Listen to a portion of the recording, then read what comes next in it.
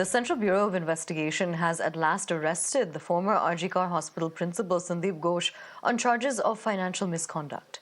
This arrest follows the CBI's inclusion of Ghosh in a recent FIR related to alleged financial irregularities at the hospital during his tenure. Now, alongside Ghosh, the CBI also arrested 3 other accused: Biplav Singha, Suman Hazra and Afsar Ali Khan.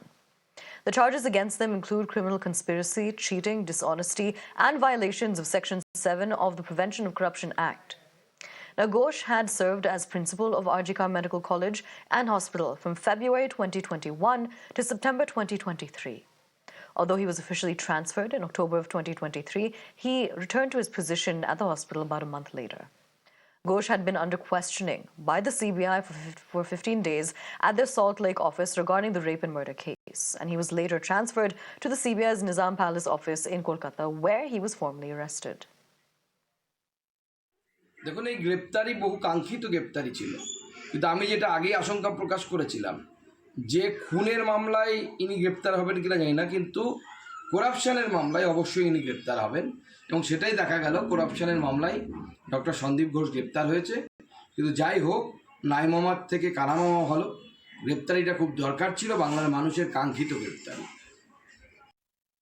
দিনকে এই যারা এই অপরাধের সঙ্গে যুক্ত আছে তারা যেদিনকে প্রত্যেকটা মানুষ ফাঁসি কাঠে ঝুলবে বা চরমতম অপরাধের শাস্তি হবে, সেদিনকে আমরা বলবো যে আমাদের মেয়েও শান্তি পেয়েছে, আমরাও পরিবারের তরফ থেকে শান্তি পেয়েছি। Crossing over to my colleague Shreya to bring us more on this now. Shreya, can you explain what this financial irregularities case really is about in connection with the Kolkata horrific rape and murder? Well, of course, we see that there has been several complaints about the financial irregularities in Arjikar. Remember, after that, a special investigation team, SIT, was formed by the West Bengal government to look after these complaints. Now, soon after that, we see Calcutta High Court transfers the entire SIT probe to that of the CBI. Now, it was only after the rape and murder of this trainee doctor, there were complaints that was coming to the forefront of financial irregularities from Arjikar, after which a SIT was formed by state government, saying that several complaints are coming from the doctors about the financial irregularities, and then the entire probe was transferred to that of the CBI. So, as far as the CBI is concerned, remember, they were probing 2 cases when it comes to Arjikar Medical College and Hospital. One is the rape and murder of the trainee doctor. Another one was the financial irregularities, complaints of financial irregularities in Arjikar. Now, remember, yesterday we saw that Sandip Ghosh was arrested by the CBI's anti-corruption branch, the ACB. Remember, he was grilled in CGO complex, and around 8 p.m. from CGO complex he was brought to Nizam Palace by the anti-corruption branch of CBI. Right now we are live from Nizam Palace, and remember, after some time he will be taken to the Alipur court for production. In fact, last night medical of Sandip Ghosh, the former principal of Arjikar Medical College and Hospital, was conducted. All right, Shreya, I'm going to request that you remain with us as we look at another aspect of what's taking place in West Bengal, as the government is all set to introduce the Aparajita Women and Child Bill 2024 in the State Legislative Assembly. Now, the proposed legislation seeks to impose the death penalty on individuals convicted of rape if their crimes result in the victim's death or leaves them in a vegetative state. Now, additionally, the bill mandates time-bound investigations for rape cases and includes penalties for unauthorized publication of court-related information in these cases. This move follows widespread protests across the state in response to the rape and murder of a 31-year-old postgraduate trainee doctor at RG Medical College and Hospital in Kolkata on the 9th of August. Just last week itself, Chief Minister Mamata Banerjee had emphasized the government's zero-tolerance stance on rape, announcing that the amendment aims to enforce capital punishment for convicted rapists. Banerjee has also threatened to stage a protest outside of the Raj Bhavan if the governor delays assent to the bill or refers it to the president for further review. Crossing back over to my colleague Shreya. Shreya, when we're talking about this anti-rape legislation that the Mamata-led government seeks to introduce as a bill in the assembly later today, hasn't the central already responded to this demand? Just a few days ago itself, they responded to a letter of the chief minister saying that there is already anti-rape legislation in the BNS.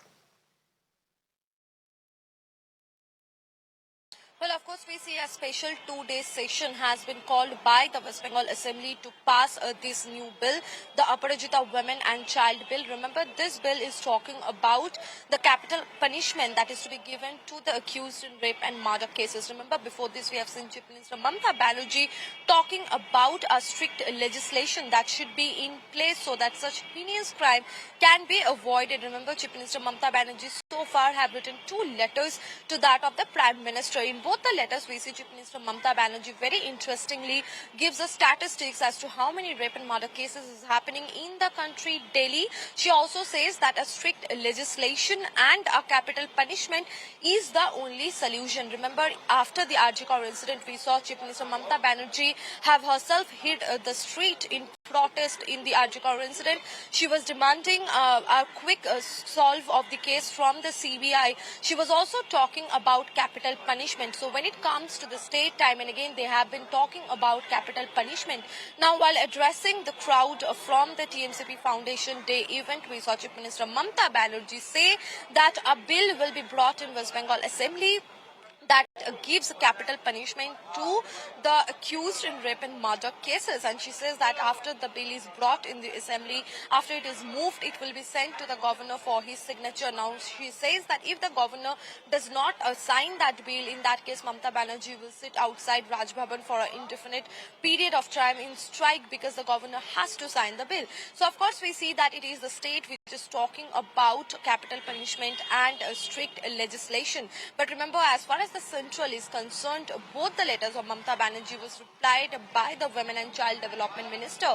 Now, in both the letters by the Women and Child Development Minister addressed to Mamata Banerjee, it was clarified that there are enough legislation that are in place. In fact, we see it was categorically mentioned that in BNSS there is a provision for a speedy Absolutely. trial, for a speedy investigation. Says that after the FIR is lodged, within 2 months the investigation Absolutely. is Shreya, thank you concluded. so much for So, of joining course, us, bringing us those important details. We'll continue to track the developments that take place in West Bengal related to this bill. Right now, though, it's a wrap. Do stay tuned for more. Thank you so much for watching.